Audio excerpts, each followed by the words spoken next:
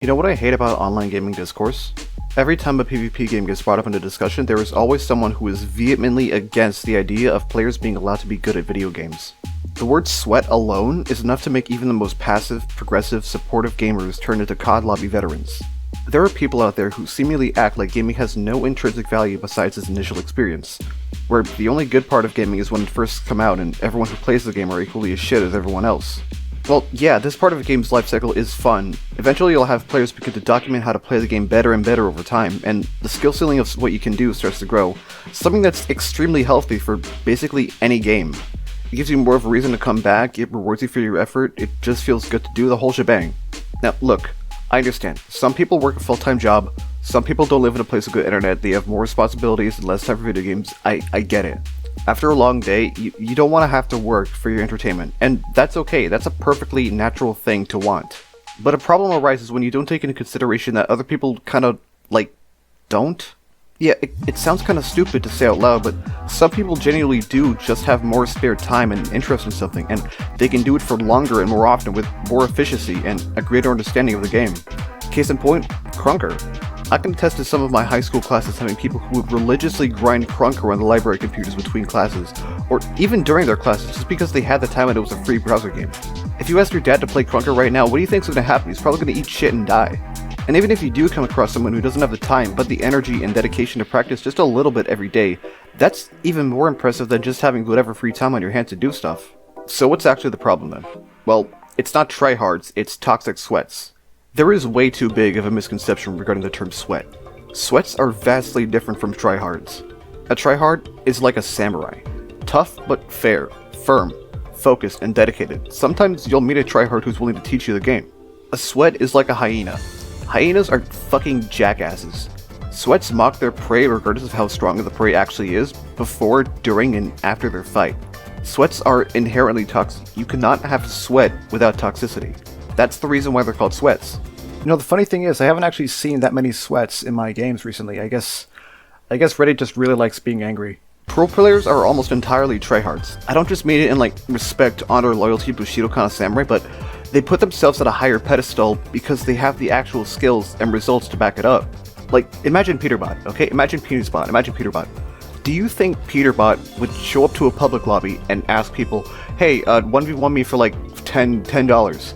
No, he doesn't need to prove himself in anything because he's already proved himself multiple times. He's the best player in the game. Why would he need to prove himself by putting other people down? That's not how a samurai would do that. Thinking that everyone who's even remotely good at the game is a sweat severely devalues the effort that pro players put into their game. The amount of time and energy spent on learning every facet of the land just to get a little bit of an inch better. And you don't have to see eye to eye with every opinion in the world. You can Rocket League duos but not trios. You can grind zero build but not build mode.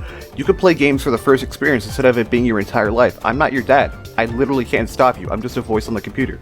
But when you start name calling people for enjoying a game in their way, while the name you're calling them isn't even representative of what they are, that's fucked up. That's the most fucked up shit I've ever seen. That's the most fucked up shit I've ever seen. And you know what? Just to toot my own horn here, being good at video games feels fucking awesome. You start out with nothing, no knowledge, and then as time passes, you learn more about the game through trial and error. You make your own playstyle through your settings and physical limitations. You research how to get better, and if you're a really cool guy, you post some of your own information online for others to see and use. And then you fight really strong opponents, and lose. And you learn from them. You learn what they do. You take what they did and adapt it into your own style. A constantly evolving personal meta, where the only limits are the ones you want to set for yourself. And once you get to a point where it all comes naturally, where time slows down and everything just clicks, you will know exactly how it feels to fight for your life without even thinking about it. And it feels fucking awesome.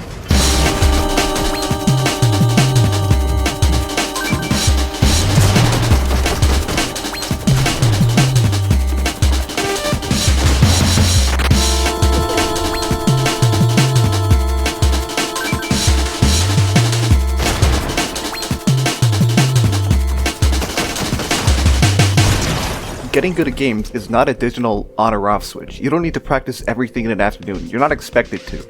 If you lose in any match, you don't have to suddenly start grinding away like you're playing in the World Cup in a few hours. Pick one or two things that you weren't good at in your last match, and focus on that in the next. Make the conscious effort and decision to improve just a little bit every time. I 100% assure you, you will notice a big change in how you play. Okay, that's my blanket statement done. Now I really want to talk about these kinds of bitches. These skins aren't sweaty because of any quantifiable metric. They're sweaty just because they happen to be at the right place at the right time. When you have enough players using an outfit at the same time, it creates an aura, or a stigma, or whatever you want to call it, that this skin is associated with being good at video games. So more people wear it, and over time it gets transformed into something else, from being worn by pro players, to being worn by good players, to being worn by wannabe pros. And I don't buy that some skins have smaller hitboxes Okay, let me clear something up here. Smaller hitboxes, placebo. More FPS, placebo. Harder to see, placebo. Citation. You can see more around you. This is the reason most pro players stick to like 10 different skins and that's it. Do you know how fucking fat Peter Griffin is? There's a reason why they had to make him muscular in Fortnite and not turn him into like the huge blob that he actually is in the show.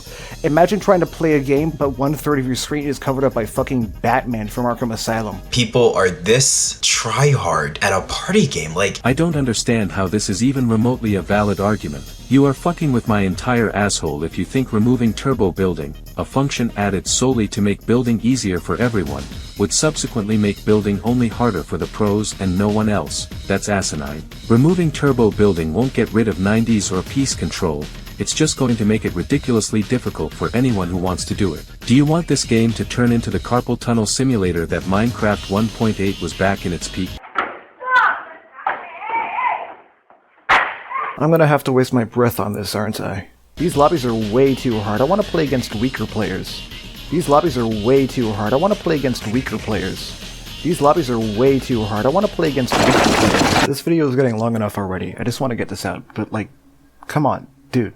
It's not gonna kill you to learn how to play the game, okay?